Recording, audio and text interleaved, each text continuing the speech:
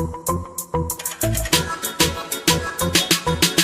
don't need Netflix, you don't need cable. Hop on YouTube, welcome to the hood table, where we chop up local and global events vocally. You don't really wanna miss out on these conversations. Just joke a little, laugh a little, get that wine in your system, fill your glass a little. Expose current events, talk trash a little. You never know, these opinions might clash a little. They addicted to the content, got them binge watching. You don't like it, then you want invited. Bet your friends watching in the house and your job parking lot before you clocking. They don't wanna miss a second of this HT content. Everybody think they got something to say, so it's an open invitation, bring it to the table. But if you come whack, just know we ain't buying in. We gon' probably turn you back and tell you sorry, try again, Yeah, welcome to the hood table. You don't need Netflix, you don't need cable. Yeah, welcome to the hood table. You don't need Netflix, you don't need cable.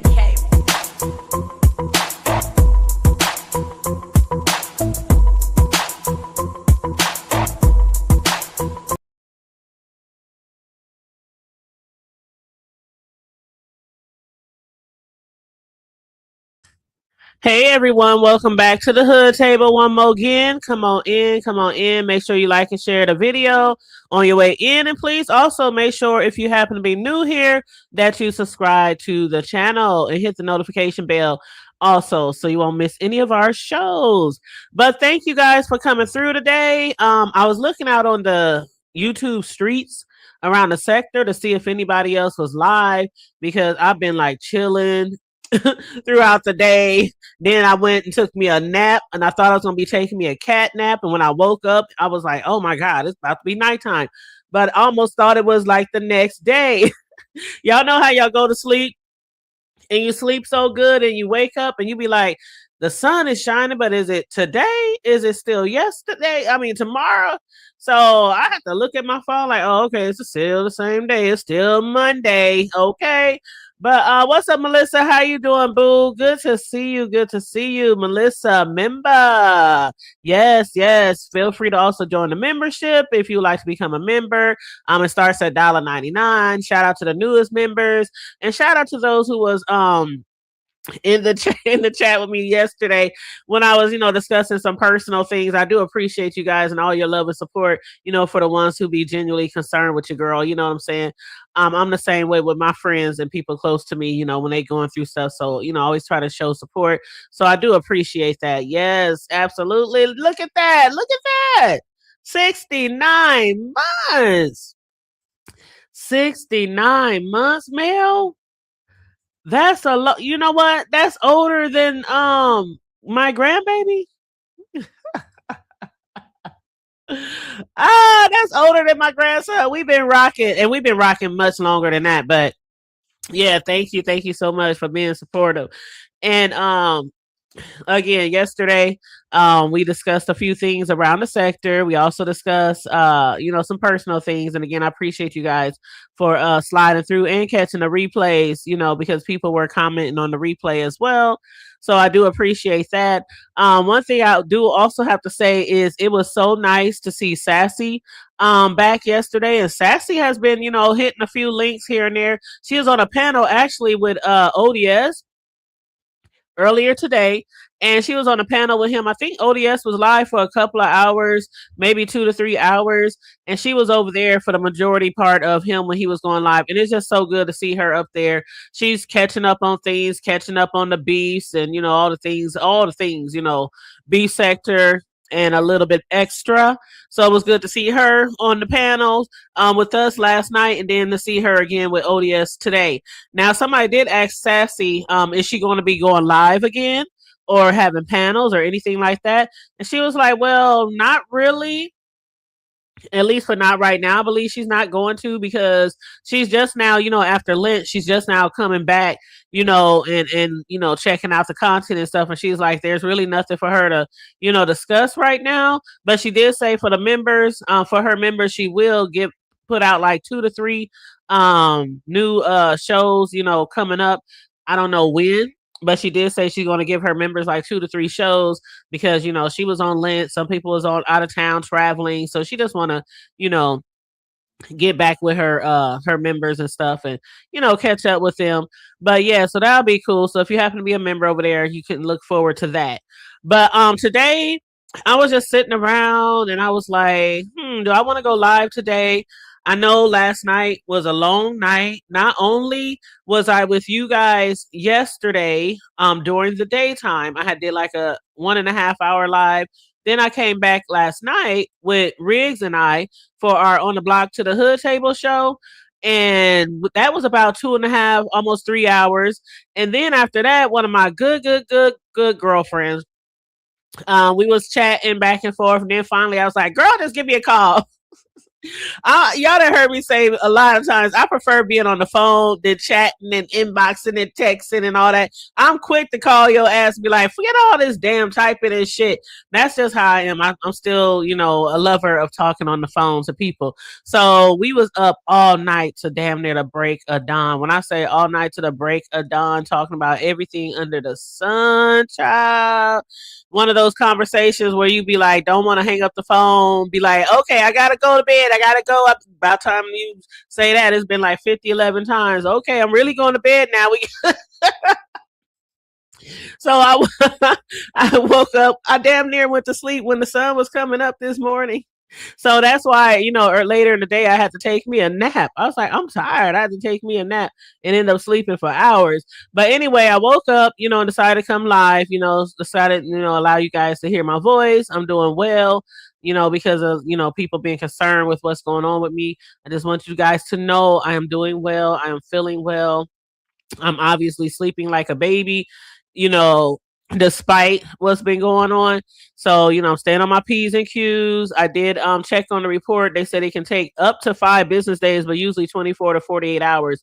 And then I have to pay I think it's like $5 or something for the report. So I'm definitely going to get that taken care of. So just to let you guys know, somebody else said you need to come live every day just so we can make sure you're okay.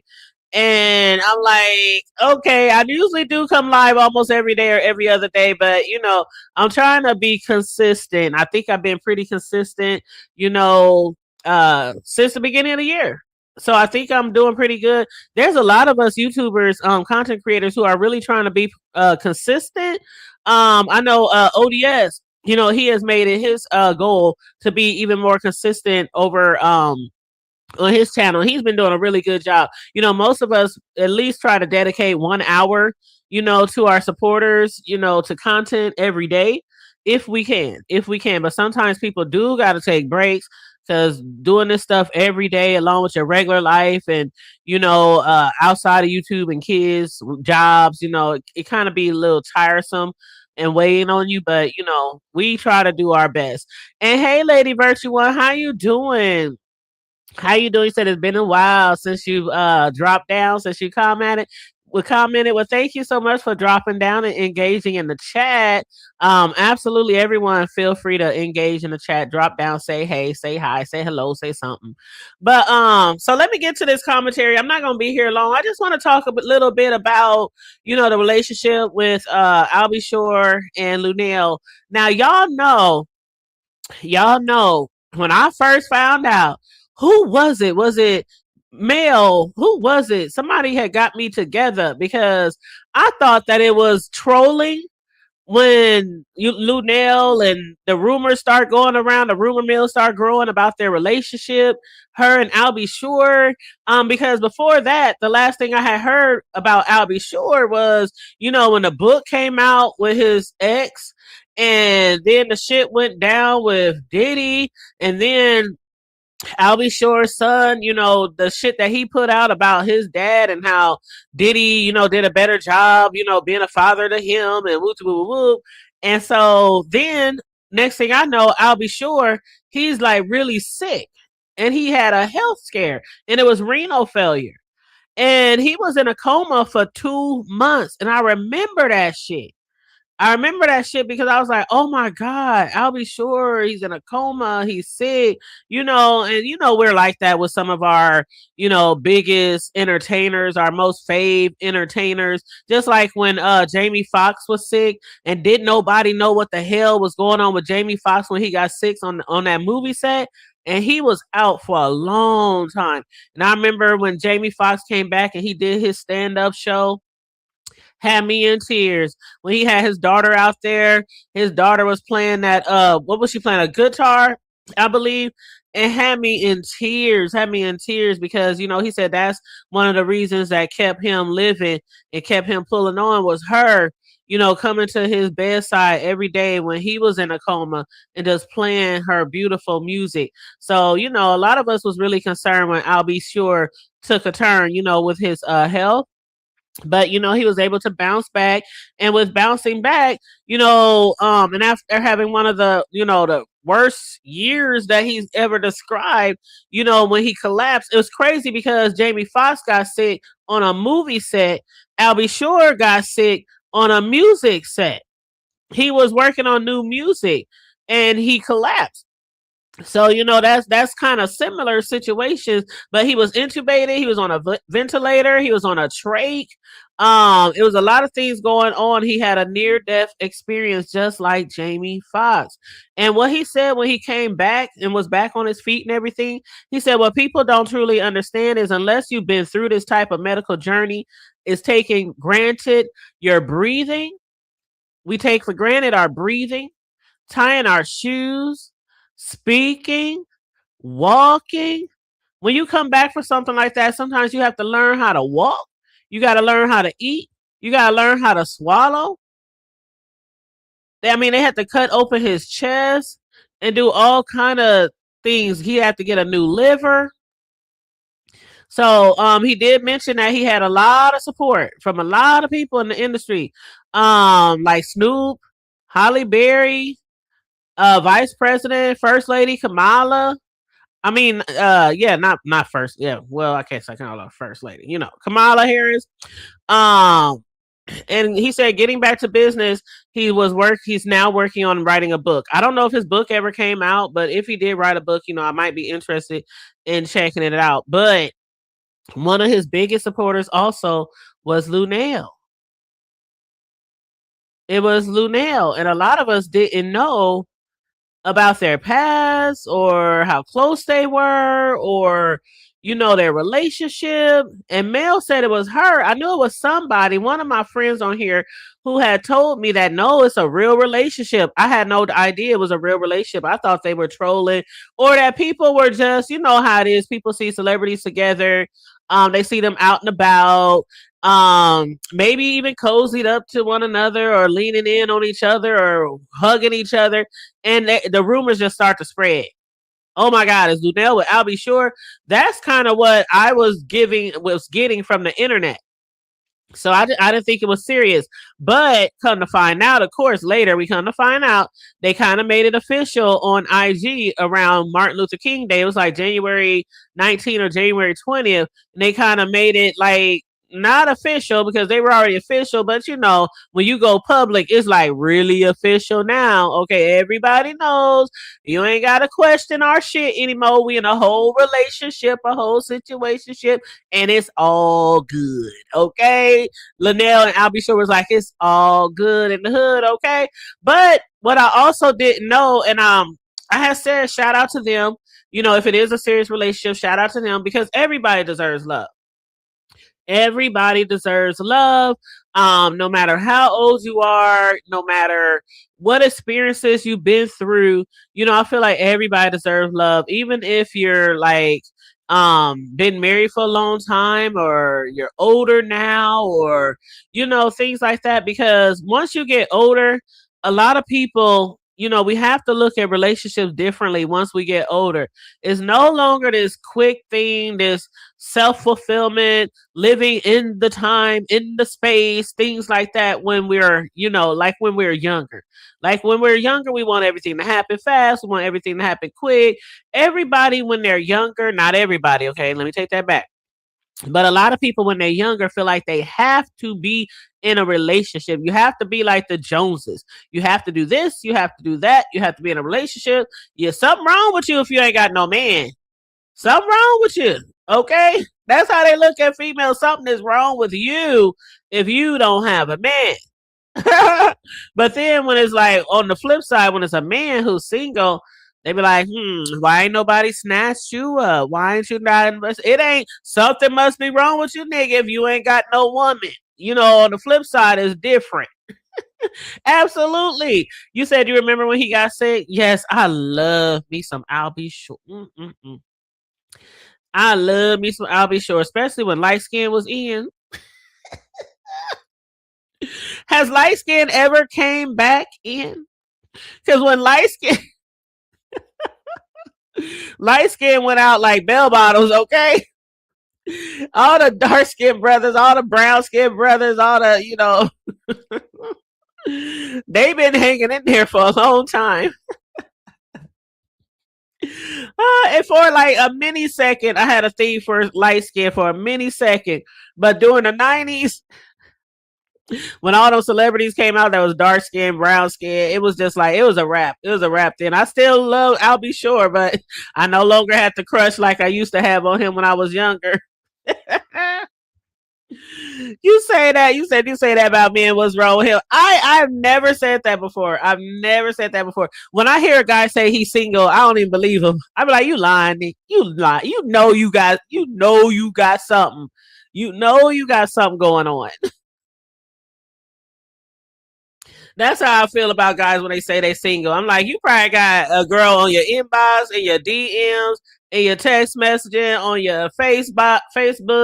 You doing something. Because guys, for the most part, do not stay single for long.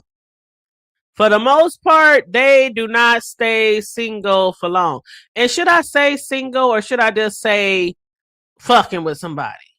We can definitely, as women, go longer without fucking with somebody. Guys, on the other hand, shit. Even if they got to call somebody in their black book, somebody they ain't talked to in many years, many moons, they can't go a long time without situationships. I ain't gonna say relationship, but yeah. And you right, Lady Virtue.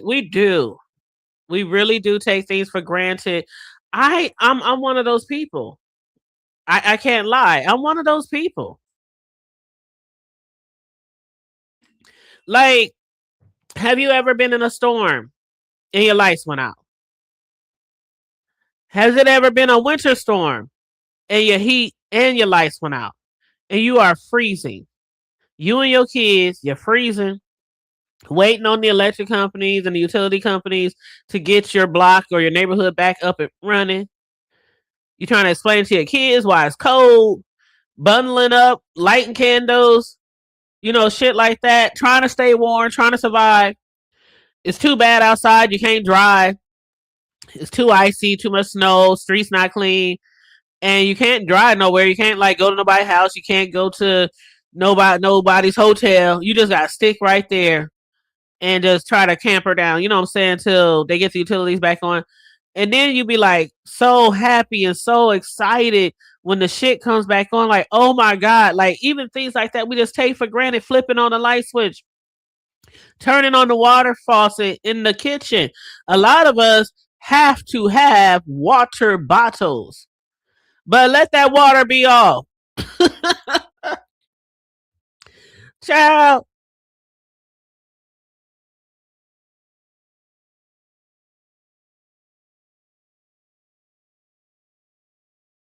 you know what?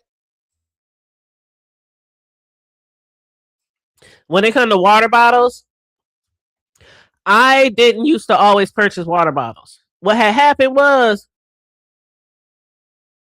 because I grew up with the faucet. I grew up with the faucet. My mother didn't buy water bottles and stuff like that when we were growing up.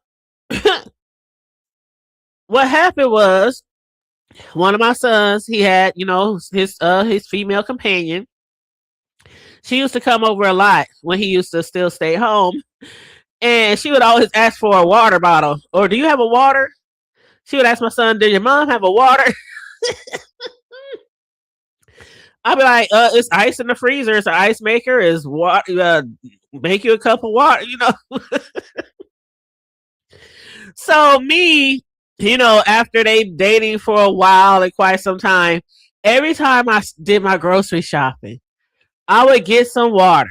I would get a case of water, especially if I knew she was coming over, so she could have her water bottles. And I would tell my son, you owe me whatever it costs, 6, 7, 8. I'm like, whatever it costs. That's what you owe me for some water. But of course I didn't charge them. But after that, I literally it became custom. Every time I place an order, when I get down to like 10, 15 bottles left, I buy a whole new case of water. So I became accustomed to doing it. But let me not have any bottles and they run out, I'll be right over there to that seat, filling up that cup, putting it in the freezer, the refrigerator, letting it get cold, or throwing some ice cubes in there. But yeah, when the internet is down, oh yeah, we take a lot of things for granted, especially when that internet is down. And we can't go online, we can't check Facebook, uh, check YouTube or anything like that. And hey TC, how you doing, boo? And yeah, I was just talking to Mel earlier today. They said it takes like up to 5 days to get the report, but usually within 24 to 48 hours when I checked today. So I'm gonna check again tomorrow. But they said it can take up to 5 business days to actually get a copy of the report, and then I gotta pay $5. So yeah, that's that on that. But yeah, thanks for asking, Boo. Thanks for asking, Boo. I had said at the top of the hour, shout out to all the people who truly, concerned with what was going on and expressing their concern and giving me tips and advice and, things like that. So I appreciate you guys. But yeah, so as far as Luenell though, I mainly wanted to discuss this not just because of the fact that she's dating Albie Shore, but because she has been getting bullied ever since people found out that Albie Shore and her were dating, and I had no idea. Did y'all know that she was being bullied? She's literally being like bullied and people dragging her across the internet and even at her own stand-up comedy shows. She's been getting like dragged and ridiculed. Like, what does he want to do with you? Why does he want you? How did you get him? How did you pull him? And then there's like an age difference with the two, but not a big age difference. It's like about 10 years. It's like about 10 years. But that a 10-year age gap, that's not a huge thing to me. 20, 30, 40, a super older person dating somebody very, very young, fresh out of high school, fresh out of their 20s, like shit like that can be a little weird. But as far as their relationship is only 10 years apart, but yeah, people are treating her like she's robbing the cradle, like she's not worthy of him, she don't deserve him. And forgetting the fact that they have been longtime friends. They've been friends for over 30, 40 years, 30 years, something like that. They've been longtime friends. He always had a fondness of her and her of him. And then when he did, have that health scare, when he had to be in the hospital and had some problems with his liver, going through renal failure, she was one of the people, that was right there, always there for him, at his side, at his bedside, trying to speak life into him, positively, reassurance, you know what I'm saying? As a friend, as a longtime friend. And he absolutely remembered that. Not only did they have a friendship, but he actually, after he came through, you remember the people who are there for you, through the good times, through the bad times, through the thick, through the thin. And she was one of those people, along with, he mentioned other people like Snoop Dogg and, a lot of other celebrities, that was supporting him during that time. He mentioned other people too, but he definitely took in the fact that she was definitely there for him a lot, a lot. But a lot of people are looking past that, and the rumors of the romance. A lot of people's like, nah, that can't be true. I'll be sure Luenell. Now, when I was discussing it, and Melissa told me, yeah, it's true, girl. I wasn't discussing it like, and for those of y'all who remember that day or whenever we spoke about it, I wasn't discussing it like, oh my God, Luenell. Oh my God, he's too good for her. Oh my God, he needs to find somebody because a lot of people is talking about her weight. And she's a healthy woman. She's a big girl, plus size, like me, and a lot of other people. And sometimes people feel like plus size big women can't land a good looking man or a wealthy man or a man with a great career, or they feel like that. And especially it be the younger ones, these younger ones with them fake booties and them fake titties. These younger girls who are, they can use a turkey leg or two. They be the ones who mainly be like, oh my gosh, like, what does he want with her? Oh my gosh, he must want her because she can cook. What's up, Mr. Boston? How you doing? Yes, people be hating. They be hating on her relationship. I took it as, no, no way. Luenell and I'll be sure. Like, for real? I had no idea. I took it as like, it wasn't a surprise. It wasn't like a negative surprise. It was like, oh my God, I love her. I love him. They together. Like, really? Had no idea. Had no clue. And then you get to thinking, well, damn, did they used to have something going on back in the day when she was with her and he was with her?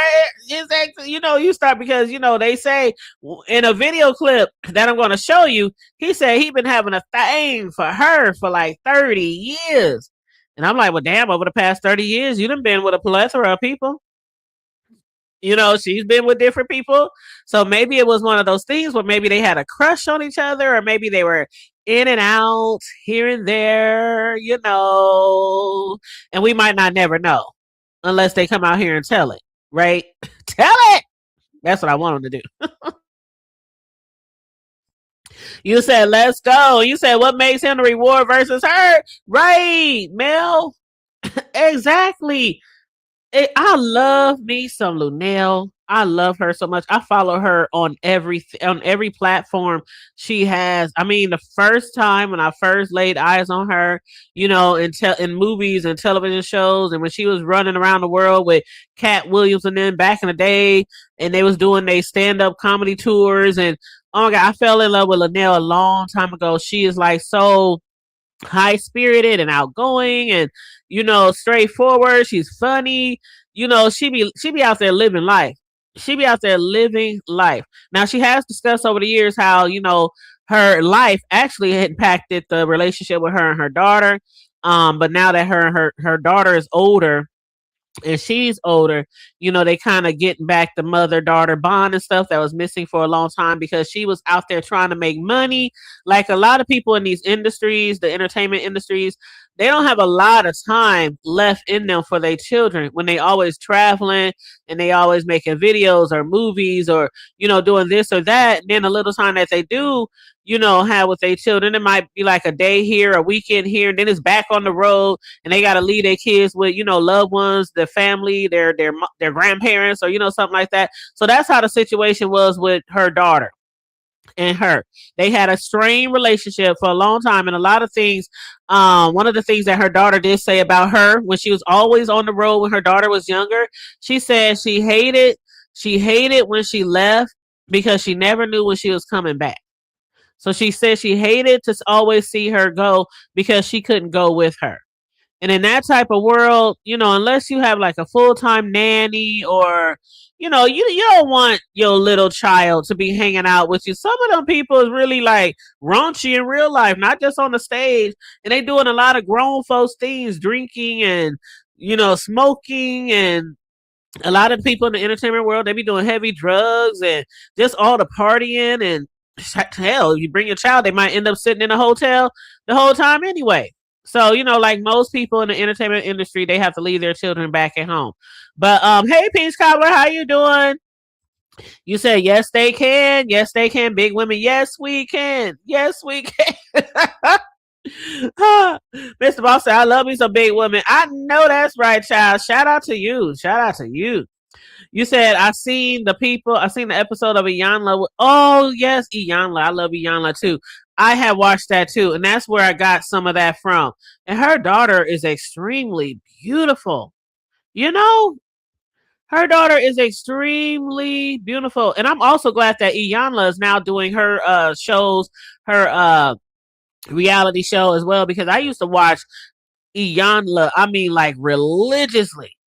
religiously when she was first on air for over the years, and when she used to be on Oprah and all that kind of stuff. And so then she kind of took a hiatus, and when she came back, I was really happy that she came back, because a lot of people could use her experience and her knowledge and her wisdom and her, in their lives and in their journeys and they past, because she is a very special person, bringing people together and helping people resolve issues, especially family issues, children and their parents, things like that. Relationship issues too, but especially, family issues. You know what I'm saying? But yes. So anywho. So child, she was getting out, she's being bullied out there by certain people online and people trolling her relationship and things like that. So one day she happened to be on tour. Let me pull this up. And somebody, yes, beloved. Yes, beloved. That's her favorite word, right, Mel? But somebody on one of her tours and it was a female in the audience, and she had yelled out, "How did you pull I'll be sure?" Like, how dare you? Like, the audacity? Like, no couth at all. The audacity to ask somebody, how did you pull your person? And then I don't know if it was to embarrass her or try to shame her or try to humiliate her or try to make her feel unworthy or undeserving. But let me play this video clip for you guys, for some of y'all who might not have seen it. Now, I seen this a while back. I just never got around to doing commentary on it. So I have seen this trending for quite some time before now. But let me hit mute. Oh, and by the way, the video is kind of low, so you might want to turn your volume up all the way as much as you can for this video clip. Just a heads up.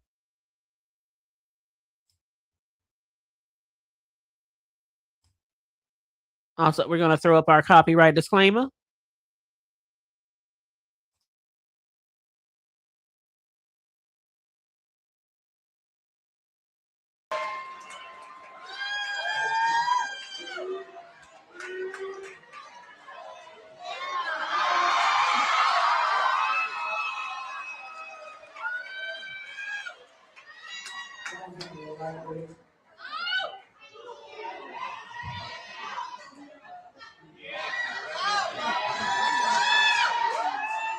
Church is about to be in session. Y'all listen up.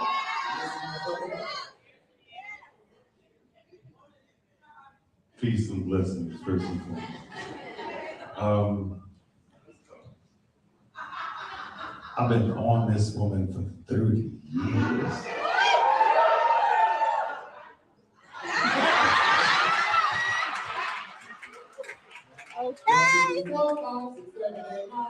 Okay.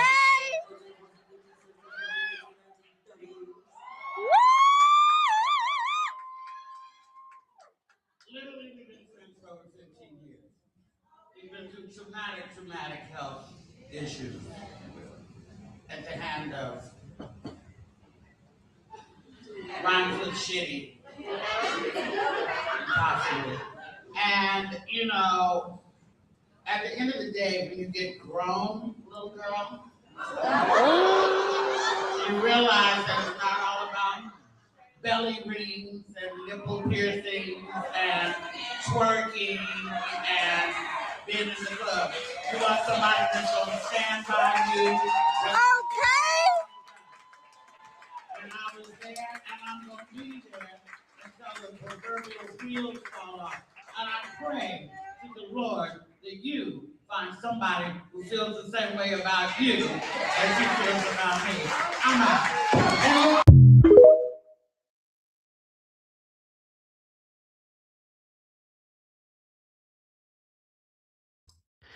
Child! Did y'all hear that? I know it's kind of low. Because she wasn't speaking into the mic. She wasn't speaking closely into the mic at first, but then you kind of hear it a little better. But basically what she was saying was to the little girl who tried to shade her in the audience, one of the comedy show attendees She was like, little girl, once you get a certain age, you realize it's no longer about twerking. It's no longer about, hanging out and getting, being in the fast lane and out there trying to about the big booties and the big boobies and the flat bellies and the belly piercings and the tongue piercings and the, stuff like that. It no longer becomes a lot about that when you get older, especially Luenell. She's about 60. I'll be sure it's about 50 something. She's about 60 something. They about 10 years apart. So, they're both older. They done both experienced a lot of things earlier in life, throughout life, raised children, had children. Of course, we know about his health scare and how she was there by his side every step of the way. She had to put that little girl in her place. And like you said, Peace Cobbler, the nerve. Like, yeah, she read the fuck out of her. And she did it so gracefully at the same time. She stood up for herself. She could have said, fuck you, bitch. That ain't none of your business, bitch. She could have been like really disrespectful. Just like the girl came off to her really because that is disrespectful. You're basically telling somebody to their face, you don't deserve that person. You don't deserve that person. But she said she is going to be with him until the wheels fall off. Until the wheels fall off. And again, I'm happy for them. I am truly happy for them. Y'all hear from me all the time. I'm happy when people are in relationships and they are happy. As long as you're happy, I'm happy. As long as you're good, I'm good. Now, you know how friends and relatives might give you the side eye sometime if you bring somebody new home, like who that is, who his family is. We might be looking him up and down like he's choked. Like, who was that comedian? Y'all know who I'm talking about. Bernie Mac. When he was telling that story about his niece and nephews, how his niece came down the stairs and the little boy said him downstairs. The little girl wanted some cookies. She wanted some milk and cookies. But when his nephew went down the stairs to get some milk and cookies, he was like, you better get your wobble leg ass back upstairs. It's too late. Y'all ain't getting shit out of this kitchen. The light above the stove is on. That means stay out of the damn kitchen. And the little girl went down there. She was like, where he at? Her brother's like, him downstairs. She wobbled her little knock-kneed, bow-legged little ass down the stairs. Oh, that shit was so funny. He's like, she wants some milk and cookies. I know y'all remember that. Rest in peace. Rest in peace to him. Oh, my God. I miss him. Oh, my gosh. He is so, so missed. Bernie Mac is so, so missed. It's always the good ones, boy. It's always the good ones. But anyway, yeah, that shit was funny. But yeah, she read the hell out of her. She stood up for herself.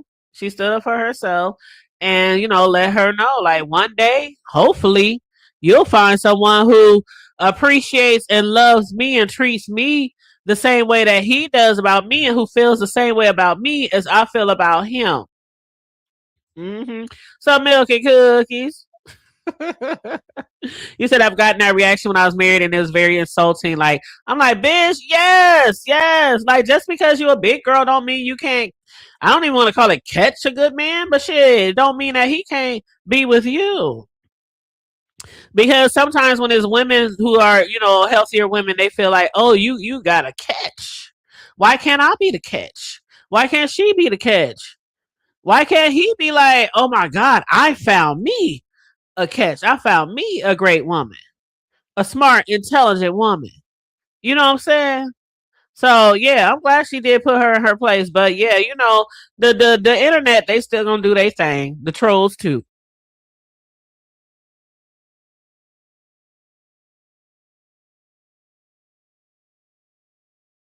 And I did drop the link just in case anybody wants to hit the link. Is pinned. I didn't plan on being on here too long. I plan to give my hour or so, unless somebody wants to hit the link. And hey, newbie, did I speak to you, baby? Hey, newbieism. Hey, beautiful. How you doing? How you being? Happy Monday. But yeah, please make sure you guys like and share the video. I know we're a small crowd tonight. Please make sure you like and video. Help us stay in the algorithm. Okay. But yeah, that's pretty much what I wanted to discuss. But yeah, some people can be really mean, really cruel. We know what it gets when it comes to the internet and when it comes to you know, social media and things like that. But hold on, hold on one second. Let me pull this up real quick.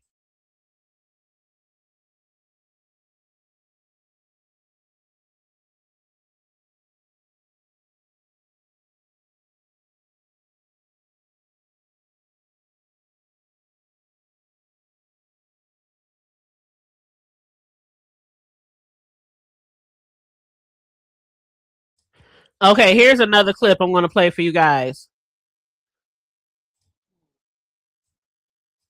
Let me rewind it. They were saying he must be out of money.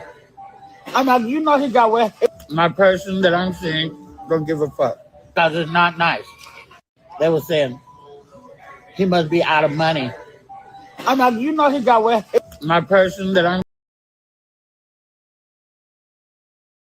So that's some of the rumors out there too, that he must be out of money. She was like, "Do you know he got more money than?" Because that's what. Okay, I know y'all done seen the memes, especially around income tax time. I know y'all done seen the memes because I see them every year. I see them for years. Every year around income tax time, people will post these funny memes, and it'd be like a skinny man, a really skinny man, laying up with or laying under a really big woman. And they'll say, "Oh yeah, this is how you can tell it's income tax season because men will sacrifice. They will make a sacrifice to get with a woman with some money on the way." You seen that shit? Yeah, Mel. Every year around like November, December, January, February, those memes will pop up especially on Facebook. That's where I normally see them. And I mean, they had a woman so big, looking like she like 700-800 pounds, on top of a little man who looks like he's about 140 at the most. You said nobody ain't got to worry about laying up under me, right? A lot of us hardly ever get money back, right? Like, especially if you're older and you don't have children at home anymore, or children in college and they done moved on and you have no dependents to claim. And even if you have like homes or interest or student loans or stuff like that, maybe can deduct, still end up owing. Still end up owing, based off, how much money that you might be making. Shoot, a lot of times, people be like, when it comes to income taxes, I remember those years when I used to get all those thousands when my kids was younger. And boy, we'd be shopping and I'd be paying bills too, but we definitely was shopping. We definitely was traveling around the world and I. But those are some things that you can take for granted too, because a lot of times when we have these kids and we be getting that income tax money for them kids every year, a lot of people don't spend it wisely. They blow it off. They buy raggedy cars. We see the memes on that too. They buy raggedy cars that break down within 2 months. They don't put money in the bank. They don't put nothing towards their kids' college funds. They don't do work around their house. They don't, you know what I'm saying? And then months and months later, they ain't got no money to show for it. They broke and scratching and surviving to get to the next income tax season, right? So one thing I did learn, throughout those days when my kids was younger, to save. When my kids were younger, of course, that wasn't my way of thinking then. But as they got older, I'm like, oh yeah, we're gonna spend this much, we're gonna save this much, we're gonna put this aside for travel, we're gonna put this aside for your sports and shit like that. And I would make that money stretch damn near 3/4 of the year at least. At least. But yeah, when those days are gone, shoot, it's all about the checks that you get, and that's it. The paychecks that you get, the different streams of income if you got multiple streams. But yeah, boy, sometimes I do miss them checks, boy. I ain't gonna lie.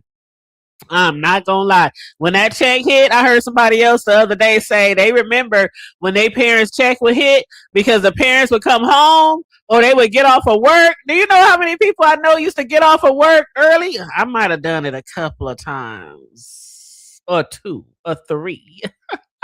But they would call in sick for work or they would call off for work, and even the management at the jobs would know that motherfucker ain't sick.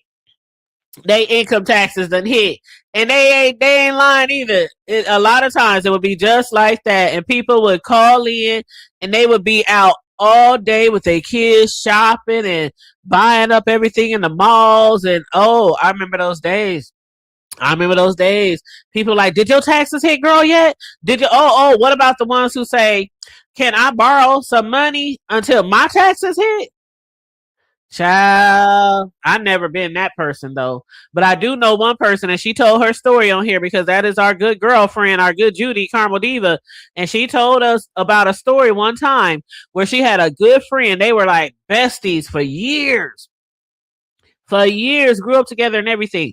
And so one year, her taxes hit before her homegirl, and her homegirl was like, "Can I borrow a couple of thousand from you until I get my taxes?" And so Karma Diva gave her the money, in good faith that she would return it to her. And so the girl got her taxes. Girl, why that girl stop answering her phone calls, stop answering her text messages, Facebook, everything totally like blocked her. Karma Diva was calling and calling and calling. She was going around the way trying to reach her through family and friends and going over her house. Nothing. Time kept going, time kept passing, months and years and stuff. And she kept trying to excuse me, get her money from that girl. She eventually had to end up taking her to court. Now imagine that. A long time friend. I mean a good friend, a bestie. And you loan them some money till they get their taxes and they don't never pay you back. And not only that, they ghost you. A long time friendship over a couple of $1,000. They ghost you, take your money, then you have to take them to court. So what ended up happening, the girl didn't even show up to court. So Karma Diva won, by default. But they had to garnish the girl. So they had to garnish her to get her money back. So Karma Diva did eventually get her money back. But she had to go through all that just to get a loan back from your bestie of somebody you've been friends with for years. That was real shady. That was fucked up, actually. Fucked up. Oh, yes, newbie. I know people now. They be having too many kids to claim. They will have somebody else claim them kids, whether it's mama, grandma, friend, cousin, people out of town. And then they will like split the money. People still do that. And if you got a whole bunch of kids, like a whole bunch of kids, I remember times I only had 2 kids. I remember times when I would have like $8,000-$9,000. So I know people with 2, 3, 4, 5. They was getting like probably 10, 11, 12, 15. Sure, and yes, you do gain friends. Shit, that's just like winning the fucking lottery. But like, I worked for this. I bust my ass for this. I took care of these kids all year for this. Cause hell, the money that you spend all year on a child, one child, that shit don't even make up for that. It's just like, here you go. Here's a little something to help you throughout the next year because you have kids to take care of. It's like that. It's like, okay, it's some good money. It ain't gonna last forever unless, of course, you probably invest it wise or just keep it saved up. But it definitely, it definitely don't take up for all the money that you spend on your children throughout the year. But it helps. It helps. It's nice to have those tax breaks available. Even the fact that we got them available, that's nice to have them available. But yeah, I can imagine how many friends you gain, child. And wow, when you say 11, every time you talk about how many kids you got, we're like, oh, how you doing? I only got 2, and I still say to this day, I be telling them, I'm glad I only had 2 of y'all. They be like, really? Or sometimes my kids piss me off or get upset or irritate me. You know, they grown now, but you know, kids will still do that to you. I'll be like, that's why I didn't have no more, y'all. That's why I'm not going to have no more. And they be like, Mama, you too old to have kids. I am not too old to have kids. It still works and it still produces if I want it to. Okay. Hold on. Let me make sure this is our beautiful newbie. Hey, hon. Okay, I see you. Okay, I see you. You can turn your camera off if you want. Okay. All right. How you doing, love? I'm doing good. I just had to come up here and tell you because I can't expect. I have relatives to this day that will not speak to me because I wouldn't let them use my kids. Okay, like you got all them kids, you can let me get one or two of them kids. No, because I'm not trying to fight. Let me tell you, three people I won't fight with: the Ira, the Aura, and the S. And the S. No. Girl, you right. I got family members that won't talk to me to this day because I wouldn't let them find my damn kids. And that is messed up because you know, a lot of times they can't come back and they have to like, well, was a child living with you? Was they going to school with you? What did you do for the kid all year? What do you know? Sometimes that stuff can't happen. Yes. And then we ain't even gonna talk about the one person that had my kids' information. I had a cousin that had my kids' information because it's a long story, but they were following my children for like 5 years and I knew nothing about it. Until I got audited and it all shook out. That they have been having fun with that money, honey. I ain't know nothing about it because you know, no matter I got 11 children, but you can only file so many. You do know that you only get a credit for so many children, right. No matter how many you have. Right? Mm-hmm. They got me. They got me. That's messed up. I do know somebody, I can't recall who it is off the top of my head, but somebody in my past who had told me a similar story that somebody had found out their children's information and they were filing like some of their extra kids. And I was like, that's messed up. But eventually it got found out because when they went to file kids one year, they was like, oh, somebody already filed the kids. And they was like, well, who would have done it besides maybe their father or something? But most people have an agreement like I did with my son's dads. We had an agreement. You know, as far as like who filed and who didn't file or, you know, stuff like that. And they found out that it was like a family member who was filing their kid. I'm like, that's fucked up. Yeah. People will do it. I'm telling you, people will do it. Yep, and that's right, Lady Virtue. That was wrong as fuck. Like Karma Diva, you know, my co-host, my friend in real life who lives here in my city, who used to do shows with me all the time. She had told us that story that she had loaned one of her good friends of like 15 years some money until they got their taxes back from her taxes. And when the taxes came around for the friend, she ghosted her for years, just ghosted her. Like, how you go from talking to somebody every day for years and then they loan you some money, you get your taxes back and you ghost them and lose that whole relationship over a couple of $1,000. It's messed up. I don't be trying to preach to people or tell people how to live their life. All I can do is give y'all the advice that I've gained from my own experience. I don't loan out the hoodie. I don't loan out anything. I don't care if it's $5. If I can't stand to lose that $5 and never see it again, you can't have it. When I loan you something, I expect it back, but if I lose it, I'm gonna be able to make it. You understand what I'm saying to you? Right.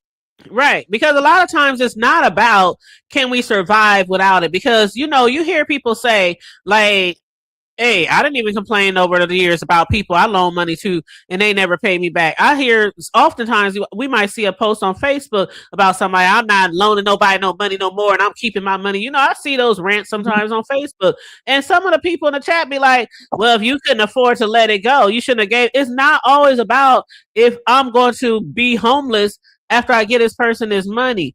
It's about you needing it super bad. And me being the one to help you out. Right. You could have went to somebody else if that was the case, right? Right. So I feel like if I'm willing to, you know, trust you to give it back, then you should be willing to give it back. Because once you burn those bridges, and somebody did burn their bridges with me on that shit. They had overtime, was always asking to borrow money, and it wasn't like huge amounts. But in the end, it adds up. It might be 10 here, 15 here, 20 here, 25 there. Da, da, da, da, it adds up. And so one day I just broke them. I was like, you know what? I can't loan you no more money because you don't never pay me back. Or you might take 3, 4, 5 months to pay me back, then turn around and ask for some more money. No, you need to do something in your life. You need to get a better job, maybe work 2, 3 jobs like I did all my life, damn near. Ain't nothing wrong with having an extra job, an extra hustle Not at if you all. need it. Because I've been retired for over 10 years. And I promise you, I got 3 or 4 side hustles. Because I ain't gonna be doing Exactly. it. Okay. But I believe in a hustle or two. I believe in a hustle or two on top exactly. of your regular job. But I don't even worry about the people no more because whatever little $50, $100, whatever you borrowed and won't pay back, you just bought your way out of my life. So if it took that $50 to get rid of your ass, good riddance. Okay. Yeah, because I just feel like people don't appreciate you and don't respect you because it's not like, again, it's not like you could be making a whole bunch of money, have a good career, got all kind of money in the bank, right? So it's not like you just absolutely is going gotta, you're not going to survive if you don't get that money back. It's about the respect. It's about the respect that I looked out for you. I looked out for you when you needed it the most. And there's been times in my life, newbie, where whether it's from my parents or from a friend or cousin, that I might have been, down and needed to borrow some money. And when I say I'm gonna pay you back on such and such day, you better believe it could Right. be 5, 6 in the morning when that paycheck hit. What time you want me, girl? You call me back later. You don't have to just, I'm like, I just want to make sure I get you your money back. Right. But that's But, integrity, hoodie. I right. can't stand to owe people anything. But I've learned I promise y'all, when I give something, I give it from my heart because I felt like you needed it, but I don't even look for anything back. And if you pay me back, then great, Mm-hmm. wonderful. But I have just learned because there were some people, I think, Hoodie, me and you talked about this before, some of the people that I was helping, like I had people on my damn payroll basically. Every time I got paid, I was letting them borrow $100, $50, a bag of groceries, something. And then when I found myself down and out, I didn't hear from none of these people. They got ghosts on me. That hurt me so hoodie. That hurt me so bad. And I And didn't that's do usually it. how it goes. Yeah. Yeah. But that hurt me so bad. And to this day, hoodie, to this day, there are people in my family like, oh, she got money. She ain't broke. When I be really going through it, like damn, hard times hit me too. I was a victim of the recession. Hard times hit a lot of people. Let me tell you, I tell the story about how I used to be in real estate for years as a younger adult, early on when my children were smaller. And when that shit hit, when the market crashed, remember the housing market 2007, 8 and on? Yes.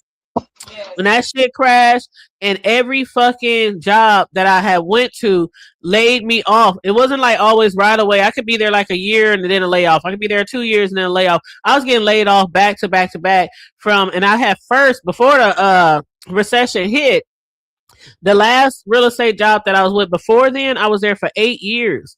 And then the recession hit in like 07, 08, and a lot of the companies revolving around real estate, they started laying off people and letting people go and shutting down entire offices. And that happened to me several times. And that's when I was like, fuck that shit. I'm done with the fucking real estate market. I'm about to move on to something else because that was a very bad time for me. A Uh-huh. very bad time for me. That was actually when I had bought my first house. I had bought my first house after working at a job for 8 years, and I bought my first house. I was so happy. It was my first house. I'm still in the hood, Right. but moving from the projects and Section 8 and duplexes and apartments and shit. It was my first house, and like as soon as I bought that damn house, that's when I got laid off from my Mm, job. And it was never the same after that. I struggled.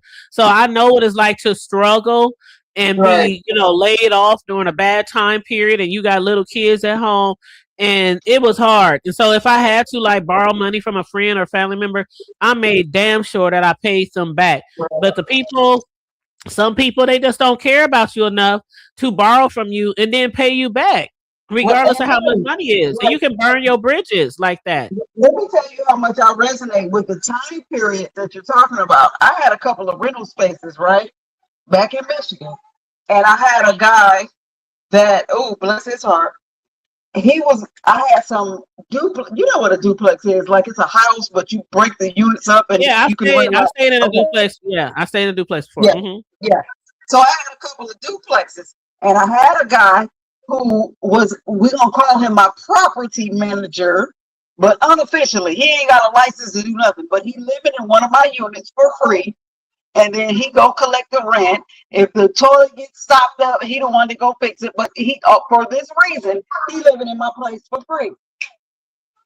Girl, let me tell you how many times I had to go to one of my units because he done messed around with one of the women and told them she ain't have to pay rent this month. Like Oh you no. do. Yeah. Girl, I done had some fisticuffs with some of them women because now he told me they think he own it. No, he don't own it at all. And then when it all went bad during, when the recession hit, shit, I ain't got it to do. And some of my places, I ain't ashamed to tell y'all, some of my places got foreclosed on. And he was the first one to jump up like, well, newbie, what we gonna do? I got a note. They say I don't know what to tell you. Get some goddamn packing boxes because we got to go. You know what? Don't ever feel ashamed. There's a lot of people, including me, who struggled like a mug. A mug, okay? Back in the day, I gave my shit back. I gave my shit back because I had continually was getting laid off because that was my field of experience. I was in real estate. I mean, what was I supposed to do? Go to McDonald's? That was my field. And the money that I was making was suffice and sufficient for me to survive with my children. But after that, and then trying to get unemployment and paying a mortgage on unemployment, I said, you know what, y'all can have this shit. No shame. And now the one I got now is way much better and nicer and than the one I had back then. So everything happens for a reason. People who be shaming people for losing things and getting sick, and I don't play those games. I don't do that shit. Life is hard. Right. For at least once in your life, you are going to deal with the situation. And if you survive that situation, you'll be so thankful and grateful and be able to give advice to other people who might be going through the same situation. When I was going through that shit, I talked to one of my good girlfriends and she said, girl, do you know how many people got to walk away from shit? It ain't the end of the world. You can do that later. You can do it again later. You can do it, you're still here, you're still surviving. Do what you got to do for you and your kids. So I felt, some type of way about it at first, but then I was like, you know what, fuck this shit. Me and my kids start packing our shit. I said, y'all, we got to move. And they said, my kids said, because I was kind of sad for them because this was their first, this was our shit. Right. And so I was sad for them. And I told them what was going on in layman's term for a child. And they was concerned about, can we bring our video games and can we bring I said, oh, of course, you can bring all your shit. They was like, well, we don't care. We rolling with you. Where you know what I'm saying? That's how my boys have always been, like, fuck this shit. Let's go. But some of the things that I have fought for and lost sleep at night, and I can't eat, I can't drink, I can't do nothing. I'm trying to hold on and I'm trying to fix this.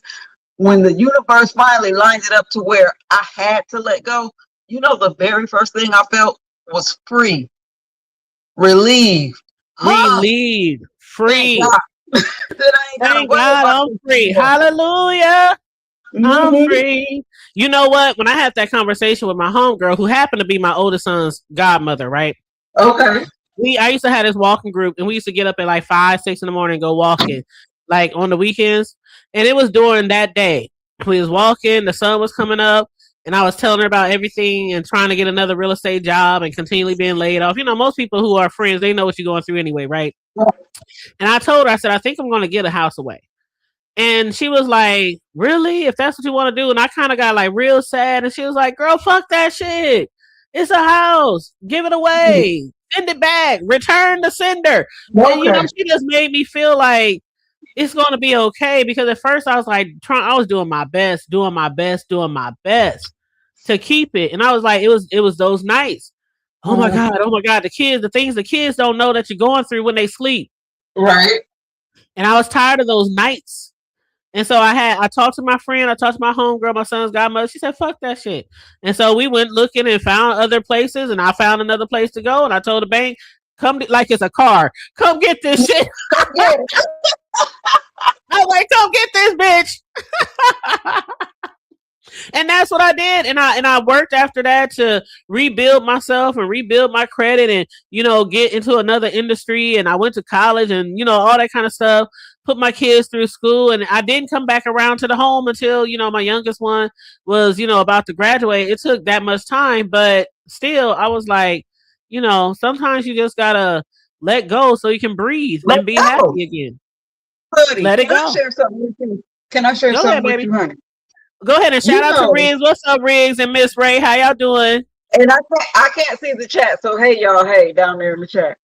But hoodie, I don't know if you know, but I got my husband. He got a little trucking company. Okay, he got 4 trucks, and then he got the truck he drive, right? And they do good for us. But when you're an owner operator, when things go wrong, it have to come out of your pocket. Okay, the truck that my husband drives, it's an older truck, and he keeps driving that truck because they have a thing called e-log. E-log is electronic.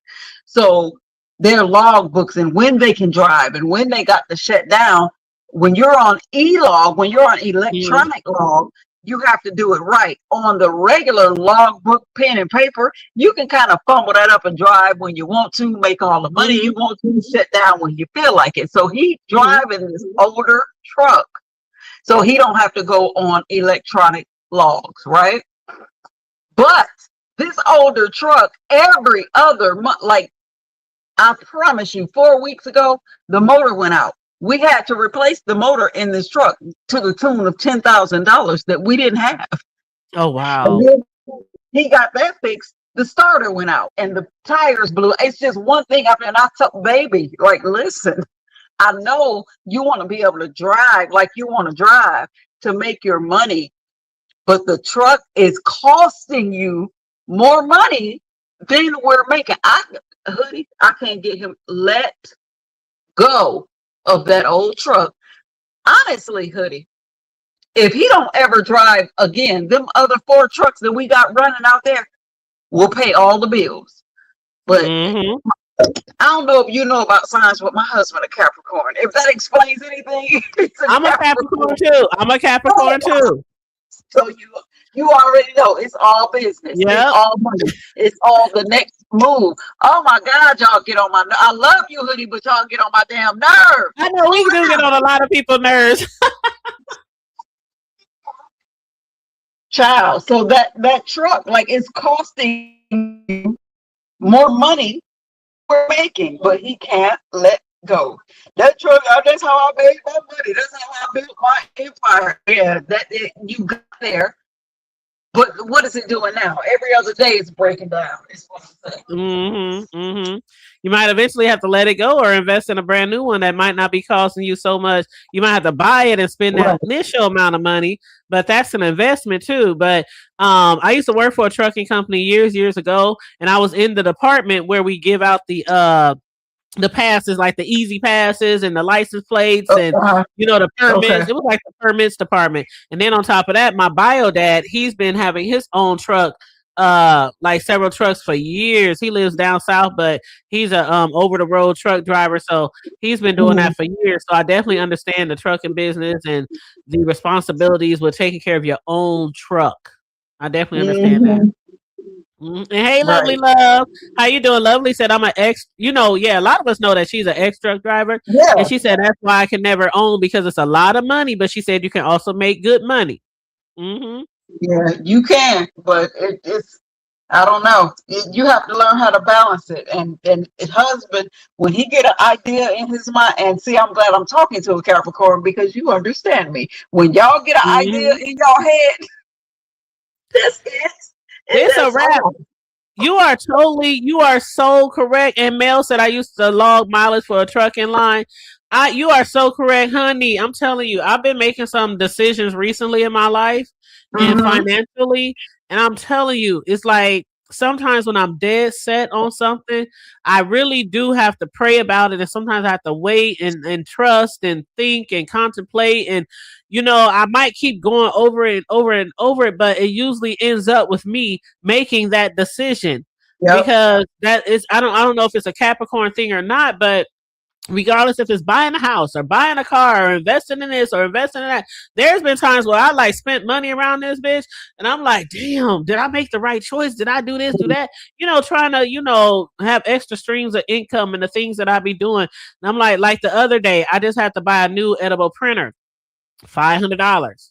Oh wow. Okay. For my cakes and my desserts and my treats, the edible images you put on desserts. So I had to buy a new edible image printer. And it's like it's definitely an investment. A week before that, I had to buy a new laptop, $400 some. So I've been making all these changes, because of my other crafts, because I'm trying to branch out and do more things in my community.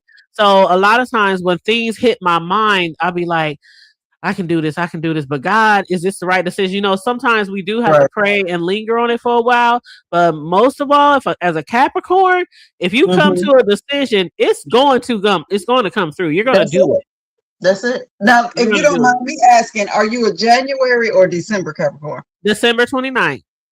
That's my husband's birthday. Oh my God. Shut up.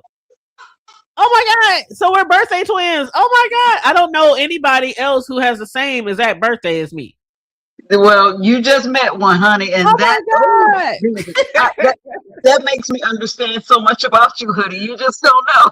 Oh my God. So when our time come around and I see you and on these streets, I'll be like, happy birthday to my birthday twin. Tell him I said happy birthday. Oh my God, but I'm gonna tell you something. I love me a Capricorn, and I don't know. I'm a Cancer. I'm a July 20th Cancer. I don't know what it is about me, but listen, my father was a Capricorn. My husband's a Capricorn. My oldest son is a Capricorn. My best friend is a Capricorn. I am Capricorner. Do you hear me? Yep, you are surrounded. And Lovely said her son is a Capricorn and he just buys stuff for no reason. Uh-huh. I believe it, Lovely. She said her son's birthday is on the 30th of December. Okay, so he's right after me and Newbie's husband. Okay. Oh, I can't wait to tell him I done found his birthday twin on YouTube. Oh my God, that is so crazy. But yeah, I love being a Capricorn. I mean, the only downfall I hate about that time of the year is because I live in a state where it gets really cold, winter wise, in that time of the year. But as a person who always have, in the past and still do throw a lot of parties and get-togethers and barbecues for my family and friends, I've always been that type of person. My house has always been like the spot, over the years. And so I've always been very grateful and thankful to people who will slide on me. I mean, literally slide on me around that time in the winter time, whether it's raining, snow, ice. And we will turn this whole house up no matter where I was living, apartment, project, home, duplex. So I have family and friends that always supported me because, around that time of the year, you be like, who wants to celebrate with me when it's freezing outside? It's like 10 degrees outside. Child, my friends and family will pull up on you quick. Food, liquor, spades. Let's party. It's cold as a motherfucker, but we gonna kick it. So that's the only downfall of my birthday. Instantly understand what it is that attracted me to you because I love me some hoodie. And now I get it. But let me tell you something about Capricorns. While I'm cornered by y'all, I love me a Capricorn. Y'all are so family oriented. Y'all are protective. And y'all are about y'all's bag. Understand me? Honey, you said it all. You said it all. That like literally sums us up. We are very, very, very protective. So very protective that when my oldest son, when his girlfriend was pregnant, he was telling his son through the belly, because I used to talk to her belly like all the time. And so he would tell his son through her belly, now this is your Yaya. She's very, very, very, very, he was going on and on, protective. So you're going to have to get used to that. When you come here, because she's I had that baby almost every other day from birth, and that was during the Rona. Is my baby coming over? 5 days old, 10 days old, 15 days old, 20 days old. I had him every other day for like a whole entire year. Then I had him like 3 times a week. Then I had him every weekend. Then I had him every other weekend. And now he just comes over when the hell he wants to. And he could call me, Yaya, can I come over? Yep. But I'm very, very protective of my sons, always have been, and they already know. The other one know, my other son knows already. When he have a kid, it's gonna be the same way. What you doing? Where he Mm-hmm. at? Can I see him? I'm literally like this when I call my son. Where's my baby? I don't want to talk to you. Can I see him? Put him on camera. Right. You okay over there? Yeah, I'm okay. Dad being mean to you? No, no, Dad not being mean. I be like talking to him like, you let me know. You anything go down, I'm a swoop. Okay. Don't whoop my baby. Don't hit my baby. Don't I'm just one of those That's grandmas. it. That's it. But And I I'm really, promise really you, cats protective. are some Hmm. go-getters and Capricorns are some money makers. Now I'm gonna tell you, Yeah. TC, she won't mind me saying it. TC is my friend in real life. I am retired, Hoodie. I'm retired from my original profession, but I still volunteer and I do things in certain areas that pertain to my profession. Let me get on the phone with her and say, "Oh, I'm going to do a volunteer thing." T's gonna say, "Well, if you just move this from left to right, you can make money." Y'all are the bag getting people We I are ever seen. bags. We are bags. You know what? When the Rona hit, I was already into like doing my cake decorating business and all that kind of stuff. Also doing YouTube, also working a regular job. I always worked 2 jobs up until like maybe a year ago. I always worked 2 or 3 jobs from like the time of, 20, 21, 22, always. And so it's nothing for me to have multiple streams of income. But then when the Rona Mhm. hit, I really got more serious about YouTube. I got more serious about my cakes because when you're like going through something and you don't have a job, I always taught my sons you should always have a hustle or two. Find something that you're really good at, Right. whether that's fixing on cars, whether that's cutting hair, whether that's cooking, moving people, doing lawn service. Always have multiple streams of income just in case that one job don't work out and you in between paychecks. And so I got really serious around that time with my cakes and desserts. And that kind of helped me survive during that time period when I wasn't getting much work from my main job. So I've Mhm. always, always, always had two. Man, newbie. I'm talking about one time in my life I worked 3 jobs for 3 months. And it was I because hear at that you. time, one of my son's dads, he wasn't working. The other one, he was like in between jobs, leaving one job to go for another. So I wasn't getting no child support, no assistance from them. And then I had my own little job that, didn't pay a whole lot back then. Mhm. I was working my regular day job. Then I was working a night job at some check place where they scan checks. The checks you write Yeah. to pay bills, or they was like you have to like send them through scanners. It was very boring. And I had, my 10 key is like 10, 15,000, you know what I'm saying? Per Mhm. per minute. So it was a 10 key job. And then on the weekends I worked at Dollar General stocking. I did that for 3 months. So trust and believe I'm about my bag. And that would never be a reason where I felt when my children were younger that I could sit there and say, I can't feed you. Right. I will do whatever. I will work at McDonald's. I will deliver newspapers. I will do for everything so that my kids are not starving and we homeless. Mhm. And Yeah. even though And we you know struggle, I what? might have to give up things over the years, but sometimes you got to do that. It ain't always your plans, but it's God's plans. You know how things work out.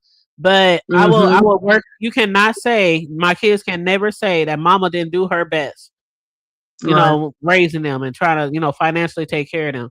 Because I will work my ass off for real. But it's still a trade-off because Hoodie, I got some letters behind my name. I don't talk about it because ain't nobody on YouTube trying to hire me, so I don't feel no need to come down here bragging about my degrees and all of the things. You understand what No, I'm you saying? didn't say it like degrees, like But I work for that. And me and one of my daughters, we were talking about it the other day. I have 27 different jobs because I had a goal that I wanted to get my degree debt free. I didn't want to owe no money. So I worked all the way through. And I had like my dad's money, but my dad had a certain agenda for me that ain't the path that I wanted to take. I wanted to do things. I wanted to go to school where the fuck I wanted to go to, all of the things. Anyway, I have worked 27 whole different type of jobs. The only thing I never done, hoodie, was fast food because I wasn't finna tempt the Lord thy God. I knew that fast food wasn't for me. But I've been a janitor. I've had, listen, 27 different types of jobs because I meant to come out of school debt free, and I accomplished that. Praise God. Praise And God, what? because I'm still paying off student loans. When I filed my taxes this year and I had to put that interest on there, I was like, damn. But I'm still paying off student loans. I'm like, shit, what happened to that shit Obama said he was going to take our loans away? As soon as this new president came in, he shut that shit down real quick. Obama said, what? Because I sure filled out that application. Remember when Obama was in office and they had you fill out that application to get your student loan removed if it was under like 10,000 or something? Child, when Trump came into office, they shut that shit down. I was like, oh well, immediately. But yeah, we definitely about our bag. We definitely are loving creatures, protective over our families and friends. That is very, very like spot on when you're talking about a Capricorn. Absolutely. Yep. Yep. And that was shout my out dad. to you, lovely love. Oh, go ahead, baby. I bucked against my father, that Capricorn father of mine. I bucked against him because he wanted me to do stuff his way. But still, I have to acknowledge and respect the fact that I learned my work ethic and my hustle. I know that came from my Capricorn dad because he was out here to get it. But I just didn't, like I said, my father was a little bit bourgeois, okay? He wanted me to do things his way. And then my older sibling, I'm the baby, hoodie. I'm the baby of my siblings.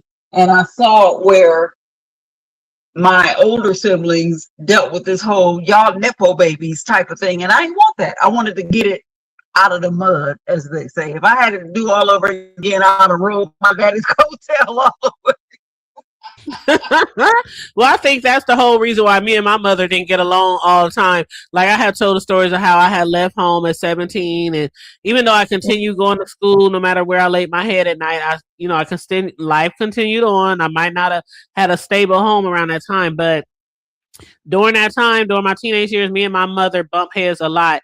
And so like years and years later, after I had left home and all that, then I became pregnant with my first son, I felt like I needed her in my life again. So we eventually came back together and, had the mother-daughter bond, started over working on that. And it was like smooth. It was good and everything up to the time she passed. But I know that me being a Capricorn and her, that was part of us like bumping heads when I was coming up as a teenager, because we didn't see eye to eye on a lot of things. And then on top of that, she was really, really very, very religious, like a Bible thumper. Wow. And she was really religious, and we just didn't see eye to eye on a lot of things. But yes, Capricorns, we can be a bit much. We can be a bit nuts. And it's like, I don't want to say we're set on our ways, like how, people say older people, they be set on their ways or set in their ways. But it can be like that with a Capricorn. When we decide something's going to happen or we're going to do something, whether it's relationship wise, kids, financial, jobs, you can definitely damn near count on it that we're going to make that move. Definitely. Oh yeah, I'll say it for you. You ain't got to say it. I'll say it for you, baby. Y'all set y'all ways. with my husband, I have to just like suggest things or bring things up. Sometimes I have to tell a story about my friend so and so did this, that, and the third, and build that narrative so he can hear it, and then he can think that it was his idea and execute it. Because baby, when y'all Cappies get something in you, when y'all mind is made up, ain't no changing it. Ain't no reason to fight it. Ain't no changing. I'm trying. My kids, they learn that, boy. Growing up with me, they learn that, boy. I mean, they shit. But one thing they can count on was their mother was consistent. As a Capricorn raising them, she was consistent. Like I'm the same way. Like the people who met me 8-9 years ago on YouTube, you can definitely say I'm consistent. I ain't changed. I don't Right. do anything. I don't do everything on here for clout and numbers, and I don't follow the crowds on commentary and all this kind of stuff. I might discuss B sector shit sometime, and then I might discuss trending news. I mean, I'll be all over as far as my platform. You don't never know what I'm going to talk about from day to day, Mhm. but I try to be my own self, and I really practice individuality. I've always have, even as a youth, have practiced that. I'm me. I'm my own person. I do what I want to do. And you Right. can't force me or make me or mold me or put me in this box. You know what I'm saying? So that's one thing about Mhm. Capricorns too. You can't just make us do shit. You know that you want. No. It don't work like that. And hey, just me, how you doing? Said I'm a Capricorn too. She said facts Okay. on facts. Okay, Facts Kathy. on facts. Mm-hmm. Y'all Yep. are. Let me Yep. tell you something. A hoodie, just like with my husband. Now, my two of my daughters are married. The other two are they still single. Daughter number three, we gonna call her daughter number three. She had this boyfriend, right? And they had the little relationship got tumultuous, if you will. And she was talking to me about it, but she wouldn't talk to her daddy about it. And finally, when she said, "Ma, we're gonna go on and talk to Dad because what we understood is that once you talk to Daddy about it, you need to be completely done because it Mm-hmm. is over. Mm-hmm. Once you talk to that Capricorn about it, I don't need you to look back no more because he's gonna finalize." Did you understand what I was saying? Absolutely. It ain't no turning Absolutely. back. There were It certain ain't no things turning in back. my children. There were certain things like I heard other parents say things like this before too. Like my kids when they was growing up, we always had a very open relationship, something I didn't have with my mother. So I made sure I practiced that too with them, especially because they boys and I was like the main parent. They have Mm-hmm. dads, of course. They saw them on the weekends or whenever, how parents do when you have that split, you know what I'm saying. But I'm the main one that they see every single day, damn near. So I always try to keep an open relationship. And if I couldn't handle something or think I couldn't, hey, talk to your uncle, talk to your brother, talk to your dad.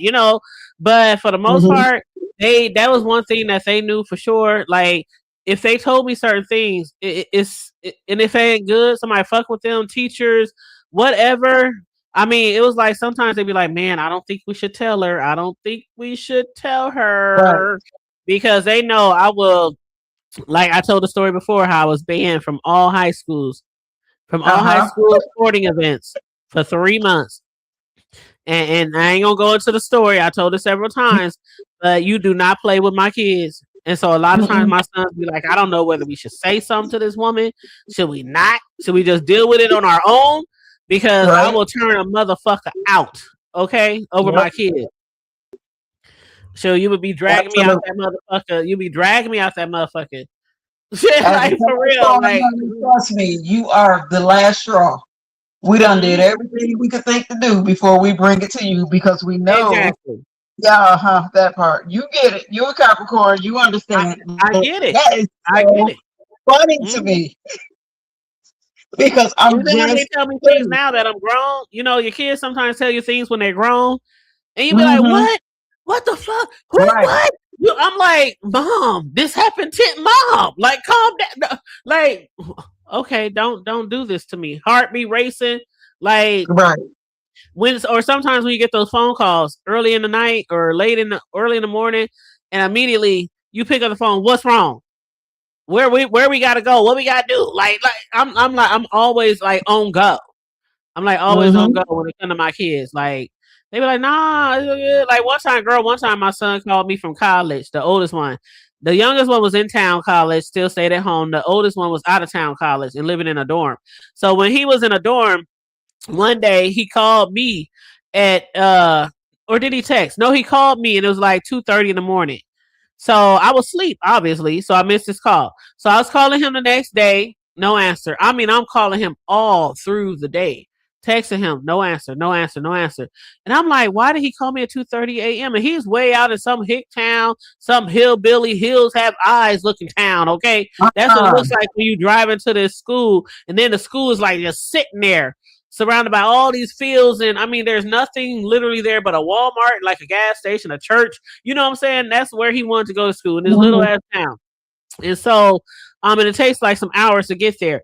Girl, when I tell you, I was so paranoid and so panicked. Like, why he come at 2:30 in the morning? I can't reach him at all now. And so I called up to the school, talked to the security or whatever, trying to find out. They couldn't figure out what was going on. I'm calling his roommate's parents, can't reach him. I mean, I was like really like scared that something had went on and happened. I told my younger son, if I don't hear nothing back in the next 30 minutes, girl, we was packing up that car and ready to go, pistol in hand. I'm like, let's go. And as soon as we was literally about to drive out the driveway, here he comes calling. And I'm like, what the hell? Why you ain't been able to reach him? I've been in class all day, Mom. I've been studying and I've been at the library. I said, well, why the fuck you called me at 2:30 in the damn morning? He said, I was just up and was just calling to say, hey, girl, I must have cussed his ass out. He was like, damn, Mom, my bad. I'm sorry. Don't ever call me like that in the middle of the night and not Right. leave a message or a text. Just say, Mom, just call to say, hey. Because it's Girl, really because I'm gonna turn that school up. I'm nocturnal as it is, okay? Like I'm so after retirement, baby, if it gotta be done before 12 noon, I'm not finna do it, okay? I'm retired. I get to sit back and kick my heels up. My kids know that. I've always been nocturnal. So when they call me at 5 o'clock in the morning, 6 o'clock in the morning, I immediately panic because I feel like something got to be wrong for them to be calling me this time of morning. Baby, now, Hoodie, sometimes I don't want to do too much on your live, but sometimes I have dreams, okay? Mm-hmm. And the things that happen in my dream, something very close to it will come true in real life. For instance, I dreamt that my daughter had her baby in my hallway. Well, 1 week later, my daughter had her baby in my guest room. That's the baby that I told y'all about. I delivered. Okay. So sometimes things that happen in my dreams come true. Right. Okay. Girl, why? It's 5 o'clock. It was 5:42. I'll never forget it. I got the call recorded. My daughter, one of my other daughters called me. 5:42. I don't even know why that call woke me up, but I woke up. I answered the phone like, "Hello, what's going on?" She said, "Mama, what you dream about last night?" Like, what?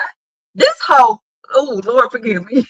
Talk about my period late. I was just trying to see that you dream about fish or babies or something. Please, I wanted to. I know you was because I be like, what you calling me for? But I'm going to bed. Get off my phone. Girl, I be telling my sons, get off my phone. Hang up. Just hang up now. Like, don't do that to me. Don't call me at crazy hours because it panics me. Because everybody that know me, Hoodie, no, don't call me before 10 o'clock. Don't call me before 10 o'clock. I immediately panic. Right.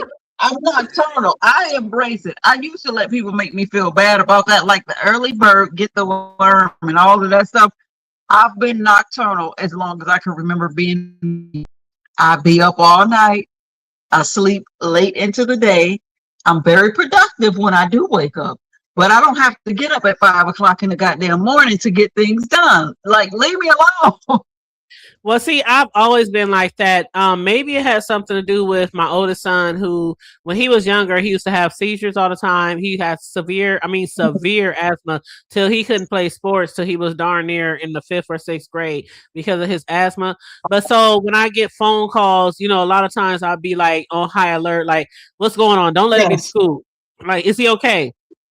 Like sometimes when my mother would call me when she was babysitting and when I was working and she called me, he had another seizure. I mean, I was always like on panic mode a lot when my oldest son was little, and it kind of carried on to that panic mode. So even when they got like older and they would call me like at certain times of the day, what's wrong?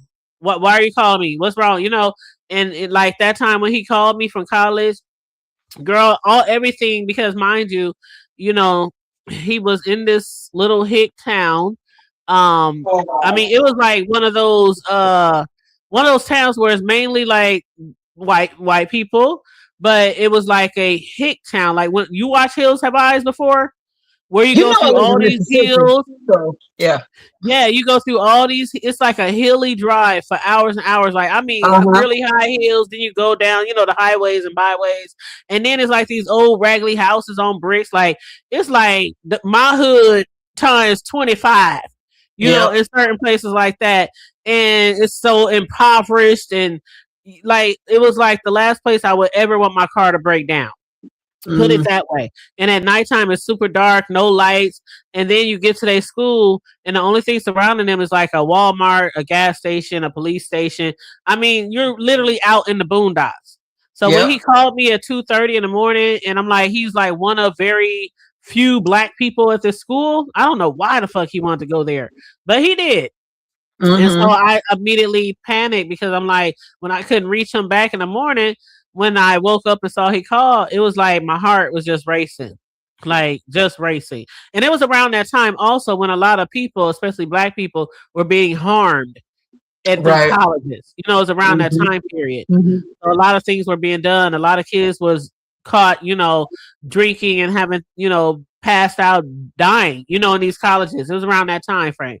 And so I didn't know if something happened to him or if he was drunk, high, trying to call me, if he was in danger. All these kind of things just went through my mind. Right.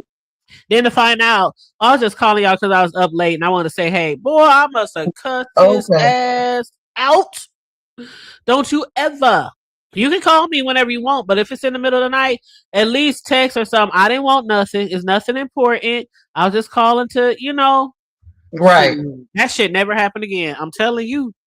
It never happened again. Because I was And, so mad. I was so mad. I was like, I'm ready to pull you out of that school and make you come home and go to some local community college. right. And I get it because my rule, Hoodie, I have 11 children. All of them are grown and out of the house now. If I don't get 11 text messages by 11 p.m., I'm whooping 11 asses.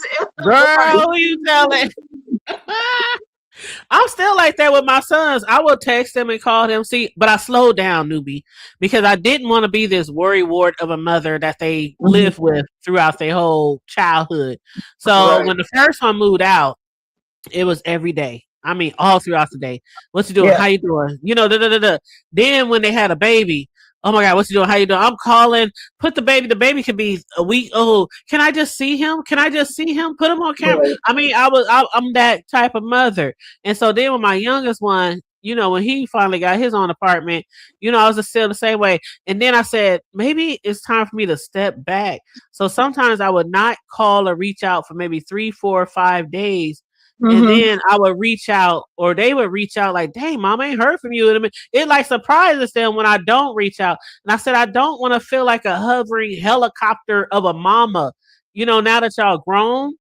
Mm-hmm. And so I kind of like step back a little bit, but then they be calling me. What you doing? Right. How you doing? What you doing? I'm like, I ain't doing nothing. Oh, okay. Well, I'm just checking on you, and then we end up talking for 30 minutes to an hour or whatever about everything and nothing. But Right. yeah, like it's kind of hard to pull away. Like you said, if I don't have those phone calls or something, like you like, But sometimes I was just too much. I have to admit, I was just too much. And so I'm like, I gotta pull back and maybe not call 5, 6 times a day. Well, maybe not 5 or 6, but just I mean, because I be on it, child. in the morning and at night. I need to know y'all got to work okay. I need to know you got Yes. back home okay. And Especially that's if just it's bad weather. exactly. And then I got one child, Lord bless her soul. Me and this child right now, I want to go to Houston and punch her in her throat because that's Miss Debo. Because you won't hear from her for 3 or 4 days, and then she'll get to just blowing up your phone. I don't give a shit what you're doing. She gonna call 8 times back to back. Oh, you gonna answer when she call. And when they get my sons be doing that too. Mm-hmm. when they get to calling back to back like that, Hoodie, instantly I think something's wrong. Like you gonna quit working my nerves. Girl, you kidding? honey, or when you call your child and they don't answer the phone, and Right. when they call you back, if you can't answer right away, they will continually blow your phone up. Like, hold up, you didn't answer me when I called, and now you basically demanding that I answer your phone call. Like, Right. but yeah, it's hard being a parent, and I love talking to parents, about their different experiences of parenting, even when their kids are grown, because we all Uh-huh. have different experiences, but we can always learn from each other, because it's no one way to parent. No perfect kids, Right. no perfect parents. No book can make you be a perfect parent. Mm-hmm. And that's one thing. Like all these people who be giving all these seminars and selling these books and all that kind of shit. Like, don't do this and put them in the corner and don't do this and talk to them. There's like not one way or a perfect way to parent. If you feel like you Right. got to spank your kids' ass, spank their ass. Shit. Right. I'm definitely for discipline, shit, but sometimes you don't have to discipline. It can be a stern look, a stern voice, just taking things away from them that they really want. So it's not always about Mm-hmm. the spankings either. And then, honey, you do know that you're like, and for not just you, but people that are listening, you understand that you're a different parent for each one of your children. Absolutely, absolutely. And is this landlord? Yes, ma'am. Yes, ma'am. What's up with y'all? How y'all doing? Hey, how you doing, landlord? I'm chilling. I was just listening to the conversation and everything, and I was listening to you, Hood, say how with the calls to the sons. And my mama did that to me up until she passed, all the way in my 40s and shit. Oh. So she did that, Mm-hmm. and as kids, yeah, we would look at it like me and my dad, we close, but my dad doesn't do that, and I don't do that with my own kids.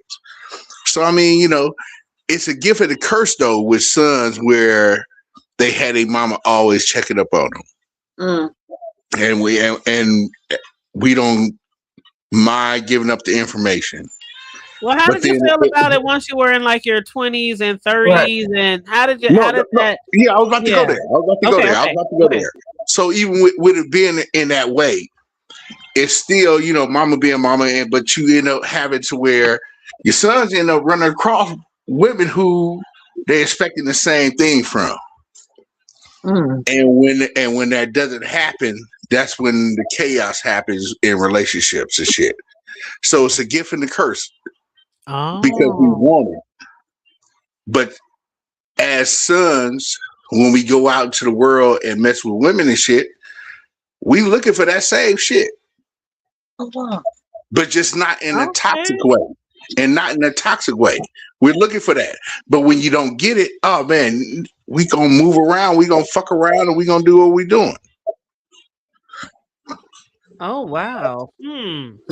I never thought about that. That's interesting. I You know, never so thought about that. And both of my sons, they have been with their female ladies, their lady friends, or because neither one of them are married yet.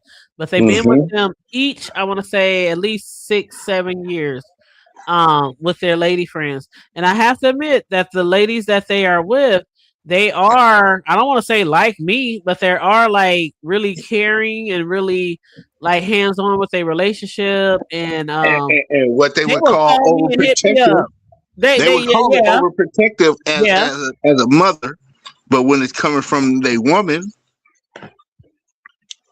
it almost seems psychotic. Why you need to know everywhere I'm at and this and that, and why I gotta check in? Because as men, I mean, we still men. Right. We'll check in with our mamas, but goddamn, we end up we gonna find the same type of woman like our mamas that wants us to check in, but eventually it's like, man, I ain't gotta check in with this nigga. I'm a Well, grown let ass me tell motherfucker, y'all, man. Mr. Landlord and Hoodie, my youngest son, the baby of the crew. Let me tell y'all something that happened. And y'all tell me what y'all think about this. It's a little girlfriend. It was his first little girlfriend. I think he was 16. And she was over. She visited, and I let them. They were in his bedroom, which is right. If y'all know how my house, his bedroom was right off of my kitchen. So they're in the room, and I let them close the door because I was playing my music while I was cooking, and my music is usually loud. Okay, so whatever the hell they had going on in there, my music was loud. It was overpowering whatever they were watching or whatever they were doing in there. And she told him, this girl told my son, go out there and make her turn that down. That's so rude. We can't even hear the TV. And he told her, "Ho, you go out there and tell her to turn her music down." And they ended up having a little proposal about, because she called him a mama's boy because he wouldn't come out here and check me and make me turn my music down so they could hear the TV in his room. And he told her, when you leave tonight, don't worry about coming back. He dismissed her. So just from that little story, what do y'all think about that? So I'm gonna let landlord go first. Yeah, I'm gonna go ahead and answer that question. I mean, that's yeah, she overstepped her boundaries and whatever, and it's still a situation where I guess it's different, because I'm guessing, I don't know. Was the dad around? Your son's dad, was he around? He was at work. He was at work when this happened. Oh, okay. He just hadn't put that up in him yet. I would say this because I look at my sons and I respect what they do and how they do it or whatever. And I blame myself for it, but I'm proud of it at the same time. To where my sons, the girlfriends that they end up with, they do really try to be in relationships with. And I'm the dad who is sitting back like, nigga, y'all ain't fuck with no other bros. What the fuck is going on? But I get it because they saw me being with their mom. Okay. So they know what being in a relationship is and what they want in a relationship type of shit. So, but as me as a father, where I'm looking at their age, where they at and where I was at that time, is like, nigga, y'all tripping when maybe I'm the one that's tripping. Because you might be thinking like I said with my sons when they were younger, you ain't gotta have one. You could like experience. You could have like, because I firmly but truly believe that children that young shouldn't settle down, and so that's one thing that that was unnerving to me. Like when my sons, like when they go through that experience of getting their heart broke for the first time or things like that, and you kind of gotta support them through it, because you don't want to just be like, fuck that bitch, fuck that hoe. You don't want them to have that same attitude with women. So you just got to be like, well, shit happens. It's not going to be your last girlfriend. It wasn't meant to be, shit like that. But when kids are really young and they be dead set on this is it, this is the one forever, ever. I'm like, you too young to know that. Like, you too. And my own dad did that to me and shit back, back in the day when I had my first son. And before I had my first son, my dad was like, babe, she ain't the only woman out here, right? Right. Yep. And it was like, nigga, yeah, you right. And I started moving that way. Mm-hmm. Especially when my sons were like 19, 20. Be out there, be free, experiment, date. I ain't saying be a hoe. Yeah, but understand it. But it's so totally different with sons than it is with daughters and shit. My daughter's not a tramp ass motherfucker out here. I'm so proud of that. I wish she would have been gay before she, Wait a minute. May I ask you, what do you consider a tramp of a woman? What is a tramp? Say again. Answer that. Say again. I didn't hear it. What do you consider a female tramp? What is a tramp? What do I consider a tramp? Mm-hmm. I think my tramp level would have to be where, man, it's a couple of niggas that know each other or are also friends, and she knew that also, and she still fucked everybody. Okay. But you also don't want as a father to a daughter, because I only have one, you don't want word to get around, and that's what's coming back, saying your daughter out here fucking everybody. An overly promiscuous woman. That's basically, yeah. I'm so glad that my daughter is not that. And I'm so glad my daughter's not that. And honey, you glad your daughter like that? Trust me, us mothers with boys, we be glad they ain't like that either. Oh, baby. You know, there's a lot of man whores out there who got kids all over the damn city. I ain't got a lot of kids, and I raised all my kids, and I was with their mamas. But I mean, I used to ask my sons to make sure, hey, baby, are you gay? Oh. I used to ask my sons that. I have 3 sons and 1 daughter. I used to ask my sons that.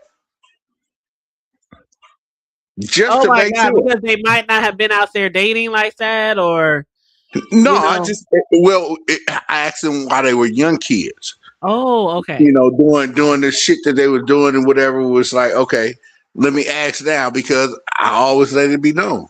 I want to know now and see how I can deal with it. Don't pop up on me later down the line and shit. Oh wow. I used to tell my sons, not asking, but I used to tell them, if you ever decide that you want to, please know that I if I may not even agree with it because of how I was raised and going to church and stuff, I still will love you. I won't put you out, because maybe 10, 15, 20 years ago, that's what parents did. A lot of parents would put their kids out on the street. It's your way or my way or the highway. The kids be out there, they turn into all kind of drugs and homeless and, end up dead and then, stuff like that. So I always made them, they were like, Mom, I like girls. Mom, why you ask me that? Mom, why you? I'm like, I just want to let y'all know, if that's how it is, you still have me for support. I'm not going to shun you. Yeah. And that's the whole thing. Let me know ahead of time. I don't want to see the shit in my face. And I'm not going to say, hey, you can't show up here with the little nigga. But by the grace of God, and fortunately, my sons aren't. Yeah. So then, with that comes the... But still, if that was the case, it's like, okay, all right, fine. Let me know. Because, nigga, I'm gonna cap on that shit. So whoever you fuck around and end up with, if that was the case, nigga, I'm capping on y'all, motherfucker. Man, get this fucking faggot ass shit up out of my face. My bad, I said the word. Oh Lord, but, I'm sorry. Well, my main thing was, but I would say that to my children. Right, you still gonna love them, support them. That's how it's more often nowadays where more parents are supportive than back in the 80s and the 90s. But when it comes to mine, I was more concerned with me having something straight from our lineage, because of course, obviously, if you're dating the same sex, if you decide to have children, it definitely won't be your lineage per se. They would either have to adopt, or the girl would have to be inseminated, or what I'm saying. So that's one thing that only my only thing was I could have grandchildren, but they wouldn't be from me, from my blood. That's the only thing that ever crossed my mind when it comes to things like that. But I can tell you in my life that I've lived, the thing that made it easier for me to deal with folks of other sexuality, however the fuck they did they shit. I had a cousin who died of AIDS way back when I was in high school, during the time of folks was dying of AIDS like a motherfucker. Like every day, all day. Yeah. So, and he was my first cousin. Grew up in Georgia and all the shit. Cool ass nigga. Hang out with him. Had all the finest women and all. We never knew until my mom was like, "Oh, your brother going to Georgia University. He a cheerleader." Like, man, what the fuck you mean he a cheerleader? Me and our family don't do that. What the fuck he? So he died of AIDS. So that you lost, was he gay? He contracted. Yeah, if not such personal. Yeah, he was gay. Yeah, he was gay. He was gay. Okay. because I'm asking because back in probably that same time period, my favorite uncle, it was my mom's brother. He contracted AIDS, but he was not gay. He was a fucking heroin addict, Yeah, and no, I that's understand how the he both got ways. some Yeah, dirty needles. But back then, yeah, dirty nobody needle knew shit. what AIDS really was, and we were a landlord. When I tell you, my whole family was ostracized. Nobody wanted to be around us. They didn't want, you know what I mean, because we didn't know what it was and how it was contracted and all of the things.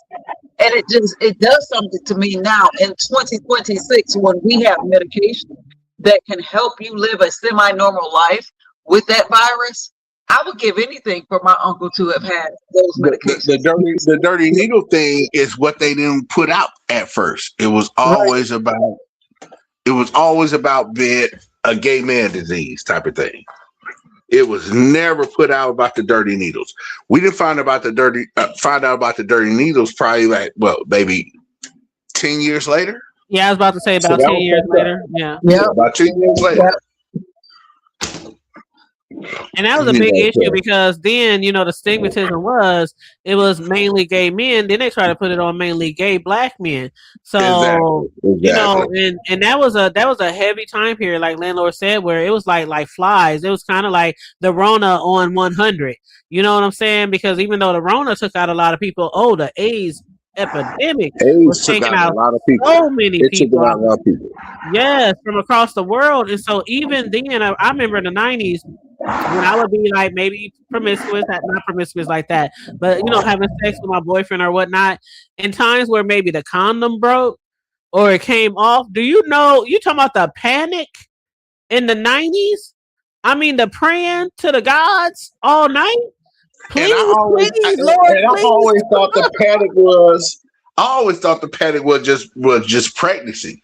Oh, that was a panic too, but that was around the AIDS epidemic. That the late 80s and the 90s, that was numero uno. Having a baby, okay, that was a panic too. But AIDS, pregnancy was light work, okay?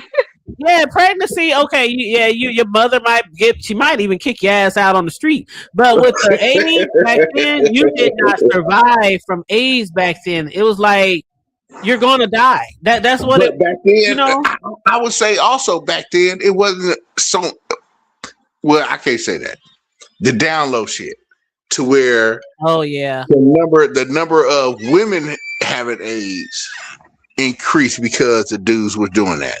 Absolutely. That's why I never wanted to move to Atlanta. They gonna tell me it was, it's the needles, and then man, women don't catch AIDS unless it's coming from a man. A lot of women back in the day caught AIDS from their down low husband, and that's another reason why I never wanted to move to Atlanta. No shade to my ATLians, but for real, they said that's the capital. Always said that's the capital of down low men, black men. So I've always been like, and black men travel from other states to go down there for. Thank you. Because it was accepted. But I mean, hey. San Francisco was labeled as the motherfucking gay continent. Capital of the world. It was capital, but it was its own continent. And eventually it moved from San Francisco to Atlanta. And that was just like, y'all just trying to put this shit on black motherfuckers, on black folks. And because a lot of the old documentaries, a lot of them took place in like San Francisco. That's where a lot of the old documentaries on AIDS and things like that. Yeah. Where it started. It's where it started. Yep. But then when you go back and you do your research and when you find out how it really happened, like how they say it happened from like a monkey or some shit. A monkey virus that went wild, like that shit. That's the rumor. That's the rumor that got put out there. Just like every other disease that we have to just deal like with. COVID. They created it. Hello, I didn't want to say it because I know what the logistics is for her channel. I don't want to get her shut down. Yeah, hey, this the hood table. I mean, like it was created just like the Rona. That shit was created too. When Obama was in office and Obama was warning them about a particular disease that could turn into a pandemic, nobody wanted to listen to Obama. Right. You know what I'm saying? Hey, I'm sorry. I hope I didn't deter the conversation, but I enjoyed this conversation. Not at all. I'm about to get the fuck up off of here because I gotta go to work in the morning and shit. All right. Well, thank you so much for man, Hood, I joining us always like jumping tonight. on your stuff. And I don't know what's the lady name? Newbie. Oh, okay. Oh, newbie. I know. Oh, yeah. I know you. Oh, okay. Yeah. It's all good. Mm-hmm. I'm loaded. Well, you know what, landlord? We was What's that? discussing relationships earlier, Uh-huh. like the Luenell, and I'll be sure. And I was going to post this for the people in the chat to see what your answers were. So it's just So for the fun. It's just Luenell, for fun. the But Luenell Albie Shore situation. right. But this is just for Okay, what fun. you said? Okay, I mean, I'm not gonna go off of that. But the Luenell Albie Shore situation is, I mean, if what the allegations are true, and she would when he was, going through what he was going through, and she was the only one there, I understand it. I understand it. A man would definitely gears towards a woman that was in his corner like that. Absolutely. But but if that part isn't what it is, and it's just a simple fact of, man, that nigga might find her attractive in whatever fuck way. And that's what it appears to be, that he's really attracted to her, yeah. And that's the problem with society, because everybody, if you're worried about being judged on who you with, then nigga, you probably got to answer some questions within yourself. I don't give a fuck. If you good to me, man, that's all I need. I could care less what you look like. Absolutely. And that's one thing that Luenell was telling that lady in the audience who asked her, how does she pull Albie Shore? She said, you better hope one day that you can find somebody that feels as strongly about you as I feel about him, and vice versa. That's all they really come down to. Yep. It comes a time to where it's like, man, I'm not even saying at a certain age. It just comes a time where you like, man, I'm with somebody who other folks might not be that, or whatever. But nigga, this motherfucker fucks with me.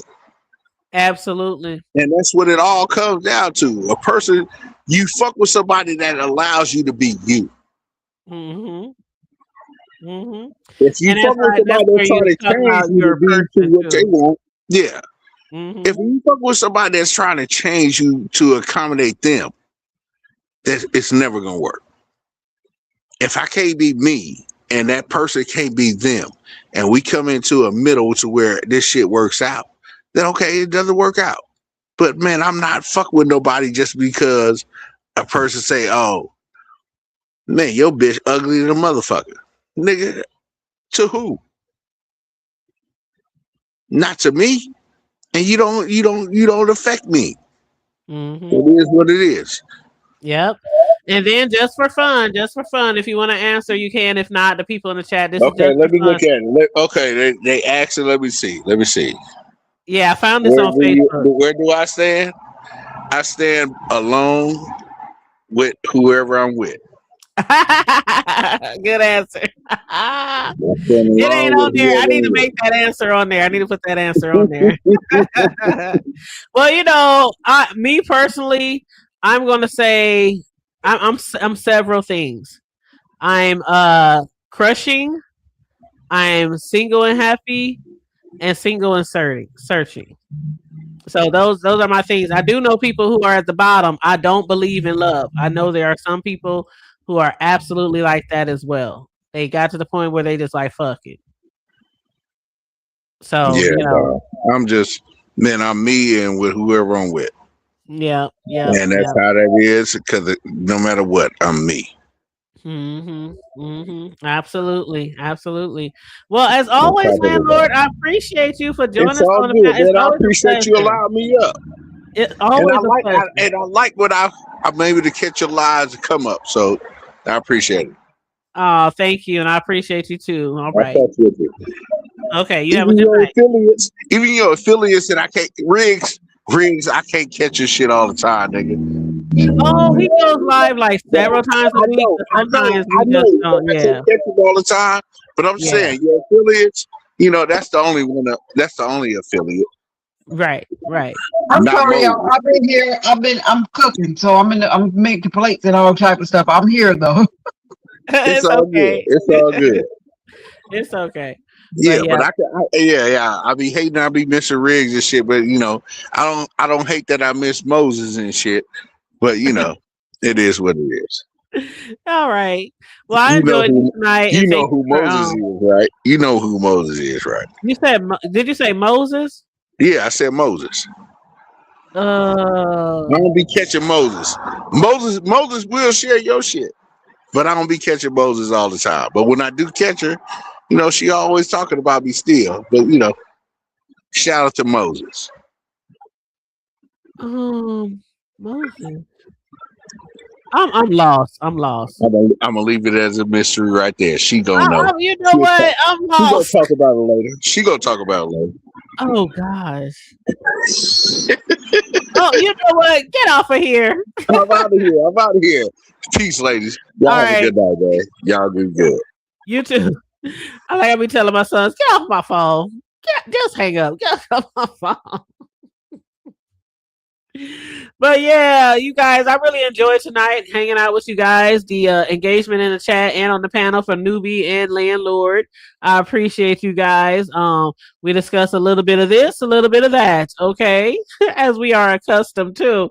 But yeah, shout out to Luenell, shout out to Albie Shore. I'm so glad that he's healthy now, and he's basically, on the mends. He's been doing very well since his transplant and things like that. So shout out to him. I heard that he said he was going to write a book. If I do get wind that the book is out, I definitely will go ahead and purchase it. I'm still reading listening because I bought the Audible of Brandy's new book. So maybe I'm thinking tomorrow I'll spend some time tomorrow listening to some more chapters and coming live and discussing some of the next chapters of her book. But I am really, really enjoying Brandy's book. And the fact that it's an Audible and it's in her voice.